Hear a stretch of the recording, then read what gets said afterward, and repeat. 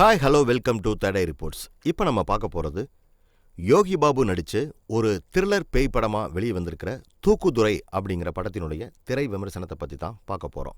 இதில் யோகி பாபு ஒரு பேய் கேரக்டரில் ரொம்ப ஒரு அற்புதமான நடிப்பை கொடுத்துருக்கார் அப்படின்னு நம்ம சொல்ல முடியும். இந்த படத்தினுடைய ஒன்லைனர் என்ன அப்படின்னு நம்ம பார்த்தோம்னா, ஜமீன்தாரர் பெண்ணான இனியாவை ஏழை யோகி பாபு காதலிக்கிறாரு. இதனால் கோபம் கொள்ளக்கூடிய ஜமீன்தார் யோகி பாபுவை ஒரு பெரிய கிணத்துல போட்டு எரிச்சு கொன்றாரு.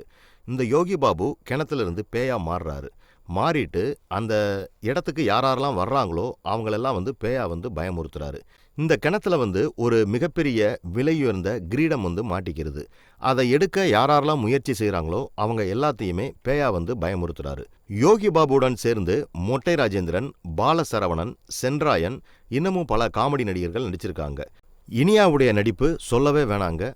படத்திற்கு ஏற்ற மாதிரி எந்தெந்த கேரக்டரில் எந்தெந்த சீன்லாம் எப்படி நடிக்கணுமோ அதுக்கு தகுந்த மாதிரி நடித்து படத்தினுடைய முழு வெள்ளோட்டத்தையுமே கொடுத்துருக்காரு அப்படின்னு நம்ம சொல்ல முடியும்.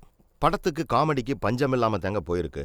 யோகி பாபுவோட சேர்ந்து மொட்டை ராஜேந்திரன், பாலசரவணன், சென்ராயன் அப்படின்னு சொல்லி ஒரு மிகப்பெரிய காமெடி பட்டாளமே நடிச்சிருக்கு. அந்த காமெடிக்கு பஞ்சமே இல்லாத மாதிரி தான் படம் முழுக்க நகர்த்தி கொண்டு போயிருக்கிறாரு இயக்குனர்.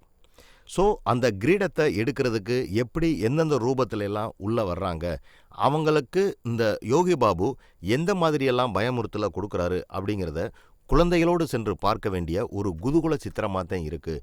படம் முழுக்க விழுந்து சிரிக்கும்படியாகத்தான் படத்தை இயக்குனர் நகர்த்திட்டு கொண்டு போயிருக்காருங்க. தூக்குதுரை அப்படின்னு பார்த்தோம் அப்படின்னா பட தலைப்புக்கும் படத்திற்கும் ஏதோ ஒரு லிங்க் இருக்கிற மாதிரியே இயக்குனர் எடுத்துகிட்டு போயிருக்கிறாரு.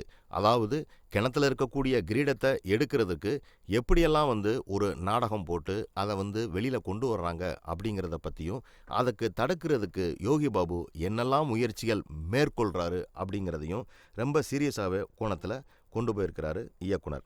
ஒளிப்பதிவாளர் ரவிவர்மா தனது ரெகுலரான பாணியில் ஒளிப்பதிவு செய்யாமல் ரொம்ப அற்புதமாக கேமராவுக்கு உரித்தான பாணியில் ரொம்ப அழகாகவே இடங்களை பதிவு பண்ணி காட்டியிருக்கார் அப்படின்னு நம்ம சொல்ல முடியும். யோகி பாபு பேயாக வரக்கூடிய சீன்களிலெல்லாம் ரொம்ப அற்புதமான தனது ஒளிப்பதிவு திறமையை இதில் வெளிக்கொண்டு வந்திருக்காரு. மொத்தத்தில் இந்த தூக்குதுரை எப்படி இருக்குது அப்படின்னா, தூக்குதுரை ஒரு சீரியஸான பேய் த்ரில்லரான யோகி பாபுவினுடைய ஒரு காமெடி கலந்த த்ரில்லர் பேய் படம் அப்படின்னு நம்ம சொல்ல முடியும். குடும்பத்தோடு சென்று பார்த்தோம் அப்படின்னா 2 மணி நேரத்திற்கு மேலே படம் போகிறதே தெரியாத மாதிரி தாங்க இருக்குது.